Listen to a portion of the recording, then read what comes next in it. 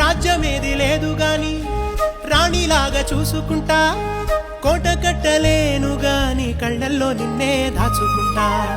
రాత ఎట్లా రాసి ఉన్నా ఆ మార్చి నీతో రాసుకుంటా. స్వర్గమంటూ ఉన్నదంటే అది నీతోనే ప్రతిరోజు పంచుకుంటా.